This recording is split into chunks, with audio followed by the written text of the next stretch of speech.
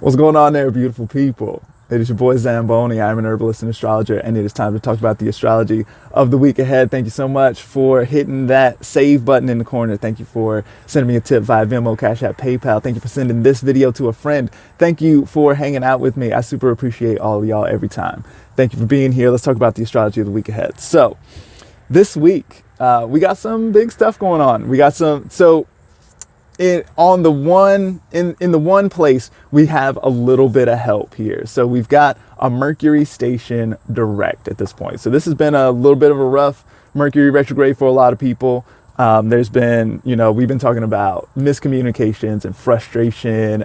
We've been talking about Mercury-Mars dynamics. So we've been talking about angry words or something like this, right? Mercury is going to station direct this week, which means Mercury is going to start moving forward again rather than retrograde moving backward. So this is a good look ultimately.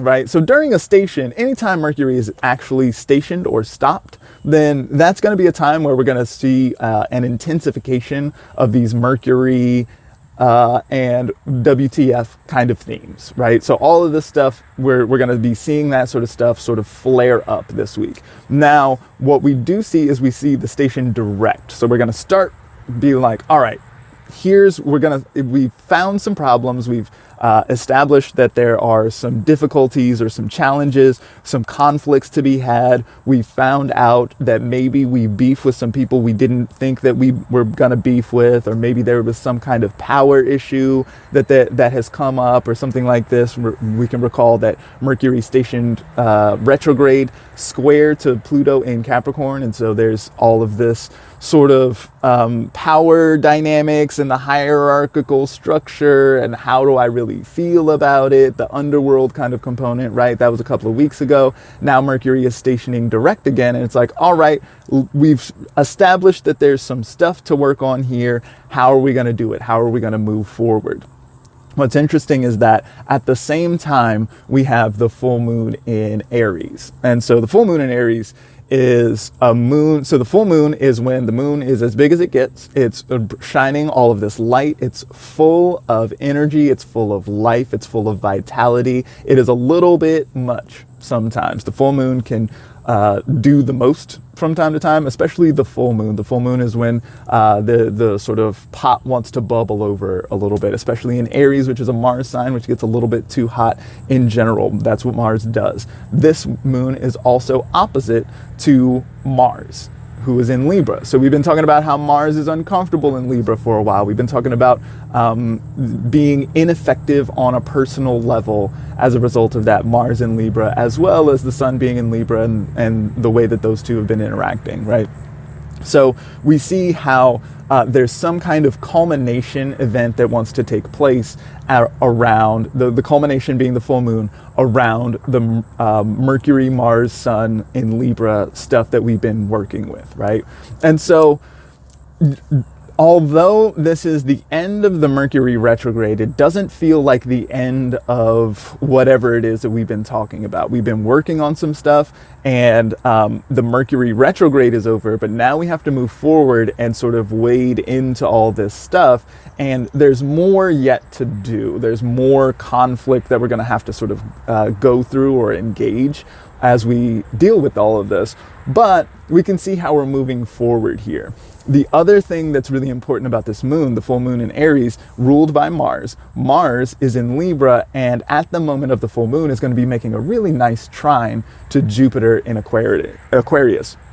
So Jupiter is our benevolent planet, right? That's our benefic, the greater benefic, the one who wants to talk about solutions or improvement. We can see beneficence of all sorts, expansion, abundance, this kind of stuff with Jupiter. Now, Jupiter has been in Aquarius for the whole year, more or less, and has been sort of speaking to systems dynamics and making systems more efficient. Or we've also seen the way that sort of control of thought and control of words and expression and the way that we sort of engage in these kinds of dynamics. Jupiter and Saturn in Aquarius for the whole year has been really sort of engaging with that and sort of trying to figure out what it is, how to be appropriate in this airy sort of like thought kind of space, right? So we've been seeing that. That's the Jupiter-Saturn dynamic, which has been going on in Aquarius. Mars in Libra is making a trine to Jupiter in Aquarius. So we can see how a trine aspect is going to be helpful, confluent, moving together in some kind of way. And so even though the full moon in Aries looks like it wants to be a lot, it looks like it wants to boil over in some kind of way, we see how the one who rules that moon is in a nice position and has a good angle on the problem, or something like this. There's some kind of like, okay, and especially with the Mercury station direct as well, it's like, yes, we've established that there's stuff to work with, but the good news is that we can work on that stuff. We can do it, right? And that's one of the things that whenever there's a major Mars kind of situation that shows up, then one of the ways that we can work with that is by actually doing something, right? Mars is the planet of action. Mars is the one who wants to go out and handle business, wants to do stuff, wants to push stuff around in the world. We can think about Aries, for example, being associated with the Emperor card, and the Emperor in the Rider-Waite-Smith Tarot. The Emperor card has a lot to do with sort of expressing oneself, or sort of controlling the world, or pushing on things that are in the outside world, so as to make them in the image that I want them to be, right? Sort of expressing dominion in power in a sort of, like self-sovereign kind of way. That's the way that the Emperor card works. And we can think about how the full moon in Aries really wants that to go down. But in opposition to Mars, looks like it might be some kind of conflict here, right? And looks like it's a little jerky and maybe doesn't want to happen quite right. The Mercury station at the same time, going to be slow, right? That's going to be, this is Mercury. Mercury is going to be at 10 and 11 degrees all week, right? And so there's not very much movement of stuff going on here. And so there's a big desire to do stuff, or like, we're going to be feeling the Mars passion and the full moon, like all of the feelings sort of stuff, but maybe not having a lot of sort of movement or inertia behind it yet, right? So that's especially if we're thinking about fixed signs, there's a lot of emphasis on fixed signs this year, and as Jupiter in Aquarius is going to sort of show us, there are solutions to be had, and they can have some longer term ramifications or longer term consequences or effects, and they can be, we're looking at Jupiter, right? They can be good, they can be helpful, they can be beneficial in some kind of way, but it's going to take a lot of sort of pushing at the front end in order to get the train moving in the first place. We can get to that longer term place, but the acceleration is, it takes a little bit of extra effort here. But it's worth doing, because the other option sort of turns into like mania with the full moon in Aries, and it's opposite to a malefic and all this sort of stuff. It's like, there's a lot of feelings to be had here. But these trines, we can recall that also Mercury is going to be stationing direct trine to Saturn. So Mercury's trine Saturn, Mars is trine Jupiter. So this really looks like it wants to help, it wants to work, it wants to see about making systems work better, especially toward our longer term. But we're just not there yet. So it's time to keep pushing on the thing, keep it moving. Speaking of keep it moving, I've been talking about this for a long time, but there's more stuff going on this week. It's very exciting. What could be more exciting than the sun moving into Scorpio? Hey, what's up, Scorpio? I see you. I know you hate being seen, but I see you anyway. I see you, boo-boo.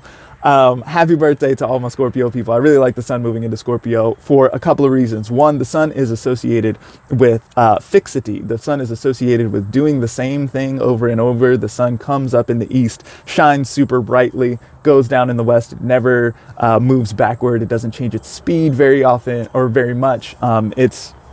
it's very constant. And so to see the sun moving into a fixed sign, any of the 4 fixed signs, I really like that. Even the sun in Aquarius, I like the sun in a fixed sign. It feels strong. And so the sun in Scorpio, I do like that position. Now, of course, this is going to put us into a square aspect with the stuff in Aquarius. Squares are going to be conflict, tension, difficulty, all this kind of stuff. And so the sun is going to have to deal with all that. Mars is going to be there shortly. Mars is also ruling Scorpio. Mars is, in a nice trine aspect to Jupiter, but still in Libra and not super comfortable there. So the sun is going to have a little bit of difficulty moving into Scorpio, but maybe I just like the sun in Scorpio because I have the sun in Scorpio. Who knows? But that's going to be going on this week, and that's going to really set us up for the next set of events here. So we've really got, I'm seeing it as Mercury stationing in Libra, being like, okay, now it's time. We're in position now. We're going to move forward on the thing. Mars is getting super antsy and is going to really push on that. We got to move toward the thing. So I feel like, especially as we move into November, November is very, very busy. There's so much going on in November. And so we're really getting set up here to get that in order. So if you are ready to start moving, then this is a good time to get it popping. If you're not ready to get started, then now is a really good time to get your plans together. You've still got a few days of Mercury retrograde. Great time to be journaling. Great time to be going over your plans, the plans that you've had up to this point. How are those plans flawed? Where have you run into problems? How can you maybe fix those problems? Get your plans together, because there's definitely some moves to be made in the coming weeks. Thank y'all so much for being here. I super appreciate you. Thank you for listening this far. Thank you for sending me a tip via Venmo, Cash App, PayPal. I super appreciate all of that. I appreciate this whole community. Y'all are the best. And I am, stay tuned.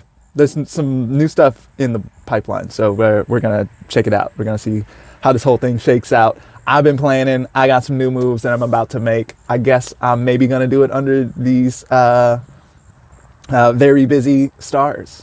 So thank you for joining me, and I look forward to seeing you next time. Bye.